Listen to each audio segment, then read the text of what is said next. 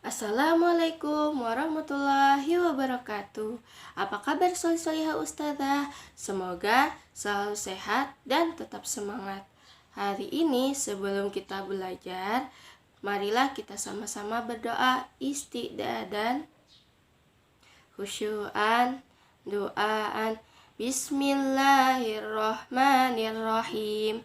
Rabbi zidni ilma warzuqni fahma. Amin ya rabbal alamin. Hari ini kita akan belajar pada tema 1 diriku, subtema 2 tubuhku, pembelajaran 3 dan 4. Untuk pembelajaran ketiga, kita hari ini akan belajar tentang cara membaca yang benar. Kedua, manfaat anggota tubuh. Ketiga, mengenal bilangan. Baik solih-solihah ustazah, kita akan belajar cara bagaimana membaca yang benar. Kira-kira bagaimana ya cara belajar yang benar itu? Baiklah, coba kita lihat gambar berikut. Nah, di sana ada sebuah gambar seorang anak yang sedang duduk. Nah, sedang duduk sambil membaca. Terus, tapi perhatikan duduknya, apakah duduknya sudah tepat. Nah, dia duduknya terlalu ke belakang. Nah, terlalu menonjol ke belakang. Sehingga terlihat tulangnya terlalu membungkuk ke belakang.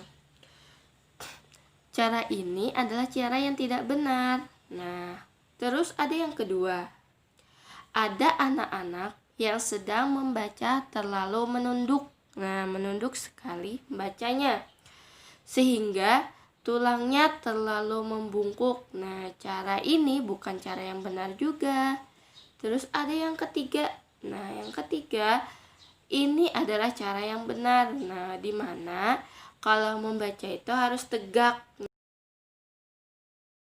Nah, adapun lagi gambar yang kedua, di mana di sana boleh tidak kita membaca sambil tiduran?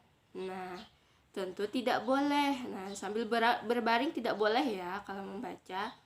Terus ada juga yang kedua, membaca sambil menundukkan matanya tanpa memperhatikan jarak. Nah, cara yang benar tadi seperti yang ustazah sebutkan ya, dimana kita harus menjaga jarak antara mata dengan buku bacaan kita. Nah, seperti itu. Kalau kita ingin membaca, jangan terlalu dekat. Nah, pastikan ada jarak dengan bukunya. Adapun guna anggota tubuh. Coba perhatikan gambar berikut. Nah, di sana ada Benny menendang bola dengan kaki. Nah, itu berarti kaki untuk berjalan. Nah, terus ada Lani mencium bunga dengan hidung. Nah, berarti hidung untuk membau. Terus ada Siti mengamati kupu-kupu di atas bunga. Nah, berarti mata untuk melihat. Terus ada pun Dayu. Nah, di mana Dayu melihat burung-burung terbang. Berarti menggunakan mata juga ya, mata untuk melihat. Terus Edo bermain layang-layang. Nah, bermain berarti dia sedang memegang tali layang-layang. Berarti memegang menggunakan tangan. Nah, tangan untuk memegang. Baik, solih-solihah ustazah, marilah kita bernyanyi bersama-sama sambil mengenal bilangan. Nah, berikut kita nyanyi bersama ya. Ibu jari pertama, telunjuk yang kedua, ketiga jari tengah, keempat jari manis, kelima itu kelingking, la la la la la la la, la la la la la la la, la la la la la la la. Baiklah solih-solihah ustazah, setelah kalian mendengarkan lagu tadi, dan kita bernyanyi bersama sambil berhitung. Marilah kita coba berhitung. Nah, kita yang berhitung ya, Solih, Solihah. Nah, di sini ada gambar jari. Nah, dari jari pertama sampai 10 jari. Coba kita hitung sama-sama di jari kita. 1, nah, 2, 3, 4, 5, 6, 7, 8, 9, dan 10. Nah, ada 10 jari. Berarti jumlah jari kita ada 10. Baik, Solih-Solihah Ustazah, untuk pembelajaran yang ketiga, Ustazah punya soal yang akan kalian kerjakan. Nah, kalian di situ diminta untuk memasangkan gambar jumlah jari dengan angka yang sesuai di situ. Ustazah beri contoh. Nah, di sana ada gambar jarinya ada 7. Nah, maka kalian pasangkan dengan angka 7. Nah, seperti itu. Yang kedua, kalian diminta untuk memberi centang. Nah, apa sih yang perlu dicentang? Nah, ternyata di sini kalian diminta untuk menghitung benda atau gambar yang ada, kemudian centanglah angka yang sesuai dengan jumlah bilangan. Misalkan di situ ada bola. Nah, bolanya ada berapa? Nah, bolanya hanya ada 1. Berarti kalian harus mencentang angka 1. Pembelajaran keempat. Pembelajaran keempat ini kita akan belajar tentang 1. Bagian tubuh yang tidak boleh disentuh. Nah, yang kedua, cara membaca yang benar. Perhatikan gambar berikut. Ada Siti, ada Lani, ada Dayu. Mereka memiliki anggota tubuh yang lengkap. Apakah tubuh mereka semuanya boleh disentuh oleh semua orang? Tentu tidak, ternyata. Nah, ada beberapa bagian yang tidak boleh disentuh oleh orang lain. Apa saja sih yang tidak boleh disentuh oleh orang lain? Ini adalah gambar yang tampak dari depan. Nah, di situ ada tanda-tanda merah. Bagian itulah yang tidak boleh disentuh oleh orang lain. Apa saja sih yang tidak boleh disentuh oleh orang lain dari tanda-tanda tersebut? Nah, di situ ada tanda merah bagian wajah. Nah, yaitu mulut. Nah, mulut ini tidak boleh disentuh oleh orang lain.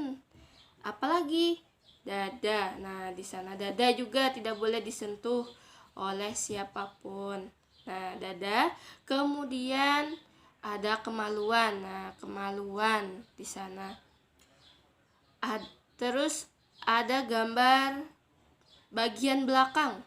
Nah, ada 1 titik merah yang tidak boleh disentuh oleh orang lain, yaitu pantat. Nah, nggak boleh ya, nggak boleh. Nah, dari keempat itu tadi merupakan yang tidak boleh disentuh oleh orang lain. Nah, kalau ada yang memegang, atau menyentuh, maka kalian harus bilang tidak, atau laporkan ke orang tua kalian atau ke guru. Nah, misalkan ada yang mencoba menyentuh ya. Ternyata, ada beberapa orang yang boleh menyentuh. Nah, menyentuh 4 bagian tadi. Siapa saja sih yang boleh? Nah, yang pertama adalah orang tua kalian. Nah, orang tua tidak apa-apa menyentuh bagian tubuh kita karena misalkan memandikan, mau memandikan kita. Terus ada lagi yang kedua, yaitu dokter. Nah, kenapa dokter boleh menyentuh kita? Dokter itu kan tugasnya untuk memeriksa orang yang sakit. Nah, kalau kita sakit berarti diperiksa oleh dokter. Jadi tidak apa-apa kalau dokter menyentuh kita. Sekarang kita akan belajar membaca yang baik. Nah, kalau sebelumnya kita sudah belajar 2 cara membaca yang baik, ternyata masih ada lagi nih cara yang harus kita lakukan, yaitu pertama harus membuka dan menutup buku dengan baik. Nah, kenapa harus dengan baik? Harus seperti ini ya, membukanya pelan-pelan. Nah, pelan-pelan membukanya, pelan-pelan. Nah, seperti itu ya Solih. Nah, membukanya pelan-pelan. Nah, pelan-pelan seperti itu. Nah, kalau kita tidak pelan-pelan nanti robek. Nah, nanti ada yang robek di sini di bukunya. Tidak cantik lagi bukunya. Nah, robek ya. Itu bahayanya. Terus yang kedua, pastikan kalian membaca di tempat yang terang. Nah, cahayanya harus terang ya. Kalau gelap bisa membahayakan mata. Nah, nanti bisa minus berkacamata 4. Seperti itu. Nah, nanti matanya sakit loh seperti ini. Nah, sakit jadi 4 matanya. Tugas pada pembelajaran keempat. Kalian diminta untuk membaca di rumah saja ya, membaca di rumah bersama orang tua. Boleh membaca buku, cerita, atau buku pelajaran. Nah, ingat ketika membaca ada 4 aturan yang harus kita lakukan. Nah, apa sih itu tadi? Nah, pertama, duduk tegak. Yang kedua, menjaga jarak. Yang ketiga, berhati-hatilah membuka atau menutup buku, pelan-pelan ya membacanya. Terus yang keempat, baca di tempat yang lebih terang. Nah, baik solih-solihah ustazah, pembelajaran hari ini kita akhiri ya. Belajarlah sungguh-sungguh, semoga kalian mendapatkan ilmu yang bermanfaat. Nah, jangan lupa untuk terus berdoa. Nah, ustazah akhiri istiqdadan, khusyu'an, doaan. Alhamdulillahi rabbil alamin. Subhanakallahumma wa bihamdika asyhadu an la ilaha illa anta astaghfiruka wa atubu ilaik. Amin ya rabbal alamin. Ustazah mohon maaf atas segala kekurangannya. Wassalamualaikum warahmatullahi wabarakatuh.